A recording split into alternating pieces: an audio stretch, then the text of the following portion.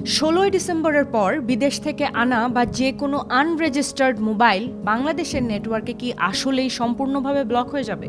চলুন জেনে নেই বিস্তারিত। 16ই ডিসেম্বরের পর থেকে যারা বিদেশ থেকে মোবাইল পাঠাতে চান বা কিনে আনছেন তাদের অবশ্যই 16ই ডিসেম্বরের আগেই মোবাইল দেশে পাঠিয়ে সিম ইনসার্ট করে রেজিস্টার্ড নিশ্চিত করতে হবে। 16ই ডিসেম্বরের আগে যেসব মোবাইল রেজিস্টার্ড করা হবে বা যেগুলোতে বাংলাদেশি সিম ইম্পোর্ট থাকবে সেগুলো ব্লক হবে না। কিন্তু 16ই ডিসেম্বরের পর নতুন কোনো মোবাইলে সিম দিলে যদি সেই ডিভাইসের IMEI নাম্বার BTRC ডেটাবেজে না থাকে তবে সঙ্গে সঙ্গেই মোবাইলটি ব্লক লিস্টে চলে যাবে এবং কিছু সময় পরে সম্পূর্ণভাবে নেটওয়ার্ক বন্ধ হয়ে যাবে। যে কোনো অপারেটরের সিমই কাজ করবে না আর। তবে শুধু ওয়াইফাই ব্যবহার করেই আপনি সেই হ্যান্ডসেটটি ব্যবহার করতে পারবেন।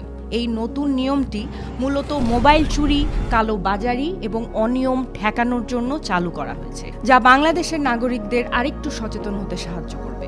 যদি কেউ 16ই ডিসেম্বরের পর রেজিস্টার করতে চান তবে BTRCর ওয়েবসাইটে প্রয়োজনীয় ডকুমেন্ট আপলোড করতে হবে, অথবা আপনারা যেই কোম্পানির সিম ব্যবহার করছেন, যেমন গ্রামীণফোন, রবি, বাংলালিংক, টেলিটক, তাদের অফিসে গিয়ে ফোন, সিম ও প্রয়োজনীয় কাগজপত্র জমা দিয়ে রেজিস্ট্রেশন করাতে পারবেন।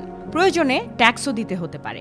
আর যদি আপনি আজই জানতে চান আপনার মোবাইল রেজিস্টার্ড কিনা, তাহলে ডায়াল করুন *16161 হ্যাশ নাম্বারে, অথবা KYD লিখে স্পেস দিয়ে IMEI নাম্বার লিখে 16002 নাম্বারে SMS পাঠালেই আপনার মোবাইলের রেজিস্ট্রেশন স্ট্যাটাস জানিয়ে দেওয়া হবে।